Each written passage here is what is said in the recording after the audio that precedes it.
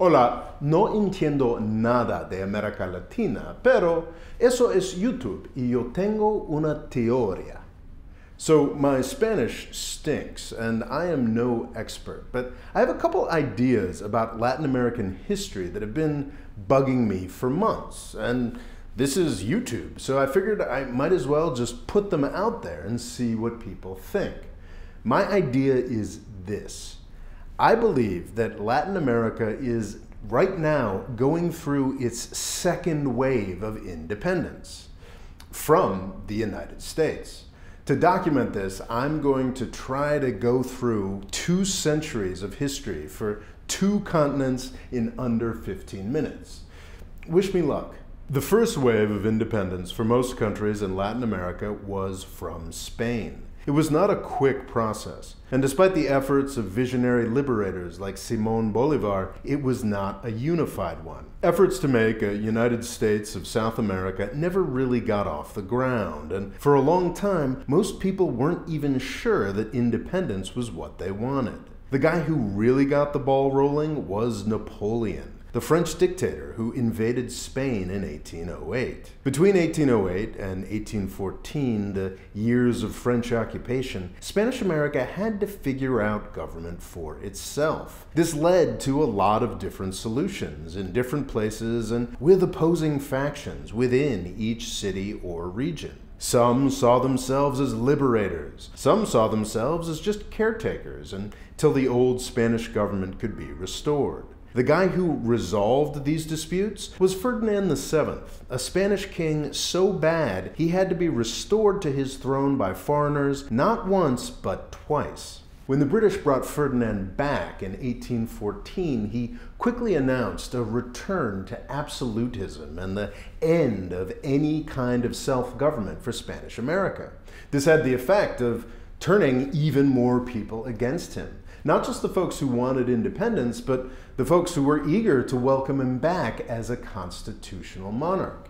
Because Spain was a lot more wealthy than these newly independent territories, they had some initial success, but Ferdinand's loathing for any kind of freedom at all meant that Spain lost most of Spanish America within about 10 years. This is the key trajectory I want you to remember for later on. The country that controlled everything backed off because it had other concerns. This led to a period where folks figured stuff out for themselves, which they liked. When Spain came back and forcefully tried to wind the clock all the way back, it failed miserably and ended up bringing about exactly the result that they were trying to avoid. Independence truly became a done deal in 1825 when Britain, the country that ran the world system at that time, recognized their independence. During the 19th century, Latin Americans, like everybody else, lived under a sort of informal empire run by the British, with financial and trade markets controlled by London and the British Navy that would send in gunboats if anybody rebelled against that system. Now, if you were educated in U.S. public schools, you may be asking yourself, what about the Monroe Doctrine? In the U.S., we like to tell ourselves that we have controlled Latin America since 1823, when our 5th president, James Monroe, declared that the Americas were off limits to European empire. This was more of an aspiration than a fact. In the 19th century, the security guarantee for Latin America was from Britain, not from the United States. In fact, the United States was Latin America's biggest threat. In the 1850s, we almost got into a war with the British over our attempt to turn Nicaragua into a U.S. slave state, but we had to back down. We in the US had fanatical militias, and the British had technological superiority. Both Britain and France worked to set up formal and informal empire in Central America in the 1860s, and the United States couldn't do much about it. I've recently been thinking about a sort of strange parallel between Latin America in the 1800s and Asia today. It's actually better for the people in a region if the dominant country is further away.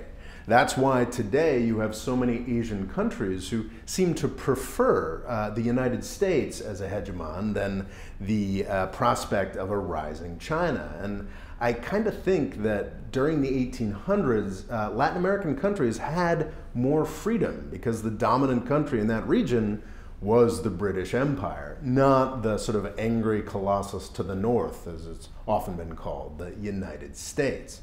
I'm not saying, of course, that the British were happy, friendly folks. They absolutely weren't.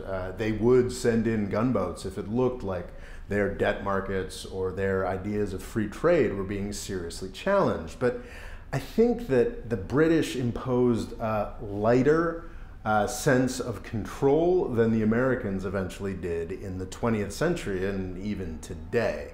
Of course, as the 19th century wore on and the US got richer, our influence began to steadily replace Britain's mostly benign neglect. For Latin America, the closer you were to the United States, the more quickly things got bad. Mexico lost most of its northern territory to an aggressive US war in the 1840s. After the US Civil War, the British began to defer to the US more and more in the Caribbean. The US lost a canal-related dispute with the British in the 1850s, but was powerful enough to create a new country for canal purposes in 1903. In 1914, the United States celebrated the start of World War I and the end of British dominance in our backyard by, this sounds crazy, but I just read it, by sending the Marines into Haiti, one of the poorest countries in the hemisphere, and using them to rob the central bank and take the gold that they found there and deposit it in US banks back in the mainland. It was a fitting start to a very grim century of US dominance in Latin America. Over the next 80 years, all the Latin American countries retained their formal independence, but I think that independence needs to be heavily caveated. US presidents would vary in their approach. After a hellish initial 2 decades, during and after World War I, Franklin Delano Roosevelt announced that he wanted to be a better neighbor. This went out the window with the Cold War. Any even mildly left-leaning Latin American government was attacked mercilessly. There wasn't as much invading, but CIA sponsorship of coups, insurgencies, and murderous dictators became an epidemic, with disastrous effects in South America and near-apocalyptic effects in Central America that still drive refugees to our border to this day. This may be surprising to those of you who are familiar with the CIA's work in the rest of the world. The CIA is generally sort of a joke organization. Its 2 most famous successes of the 20th century led more or less directly to 9/11 and the foundation of the Islamic Republic of Iran. The CIA is capable of bringing about chaos everywhere, but usually it's doing the most damage to the US national interests. In Latin America, things are a little different because in almost all, I think all of these countries, there is a small, wealthy, race-based oligarchy that is eager to work with the CIA. These oligarchies either still control most of the economically valuable things in the country, or just recently lost that control and are eager to work with US intelligence types to get that back.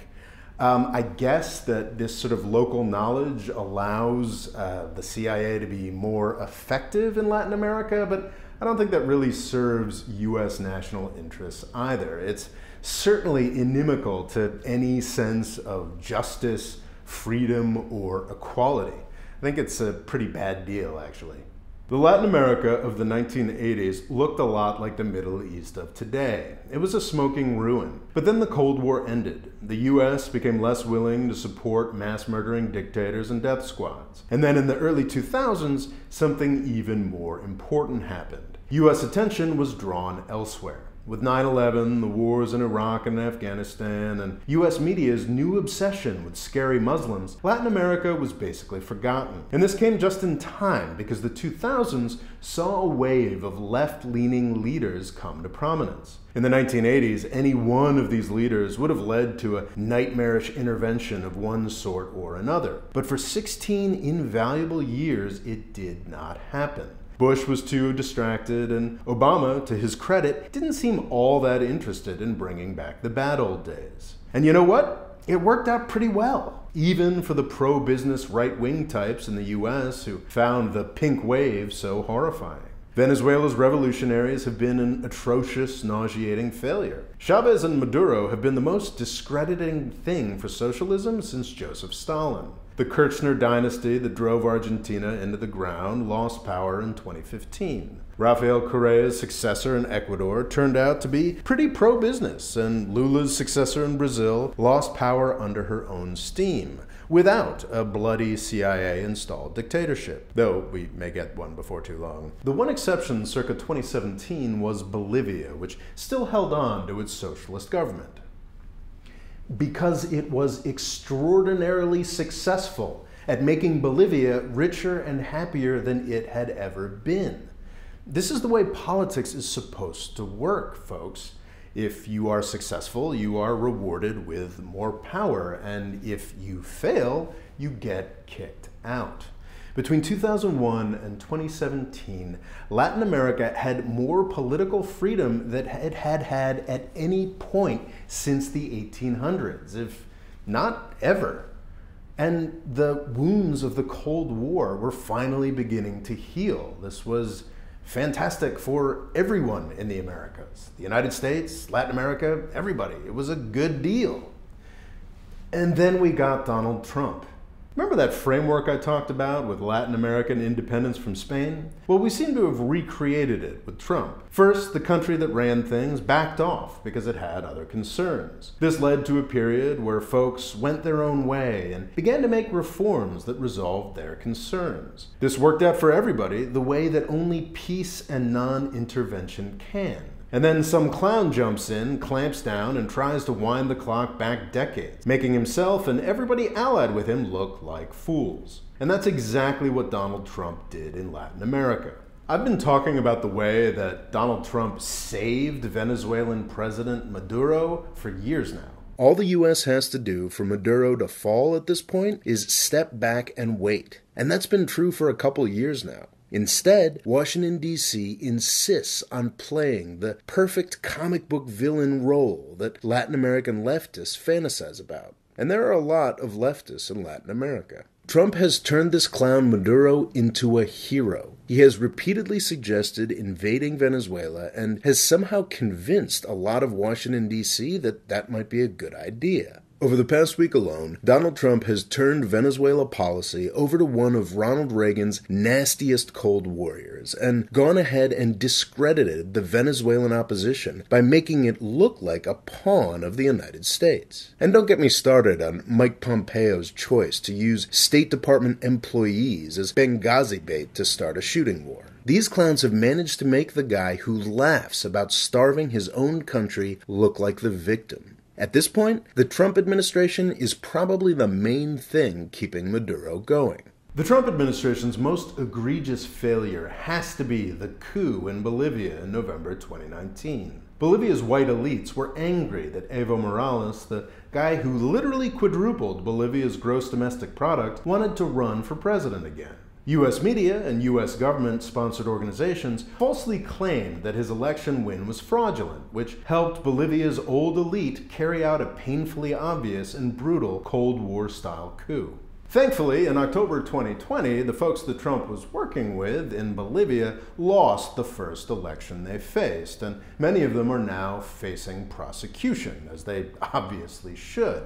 This is pretty bad for the United States, though, because other than do racisms and fail at COVID, the Bolivian coup plotters spent most of their time making deals with the Trump administration and its allies. All of this is, of course, now being wiped away, but it leaves a really bad taste in everybody's mouth. And this is only the most obvious stuff that the Trump administration did.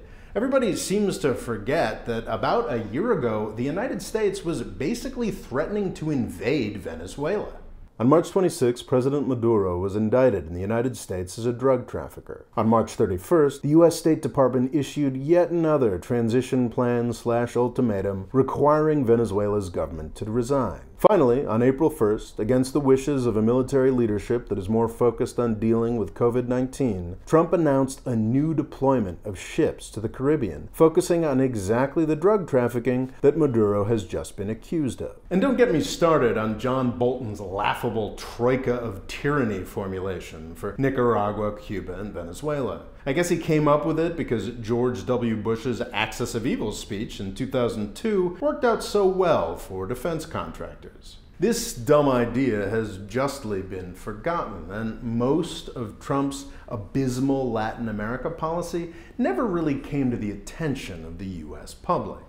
But it certainly made an impression in Latin America. Argentina's brief break from the Kirchners is over. Chile is in the process of rewriting the business-friendly constitution conservative economists from the US have been celebrating for decades. Maduro looks a lot more secure in power in Venezuela than he was 4 years ago. Lula looks set to return to power in Brazil at the next election, and in 2018, Mexico elected a president who at least ran as a left-winger for the first time since the 1970s. I really do think Latin America is in the midst of a second era of independence. Just this time, it's independence from the United States. New US President Joe Biden has a choice to make. He can either get on board with freedom and start looking for ways to convince Latin America that we can be good neighbors again, or he can continue with Donald Trump's policies and force these countries even further away from us. I know which choice I would make. I think we should lift our sanctions on Venezuela, Cuba, and other countries and start looking for ways to help all of the Americas succeed instead of working so hard to make it so certain countries fail. Thanks for watching. Please subscribe, and if you want a free essay on a completely different topic, you can click on the link here to sign up for my email list. Thanks.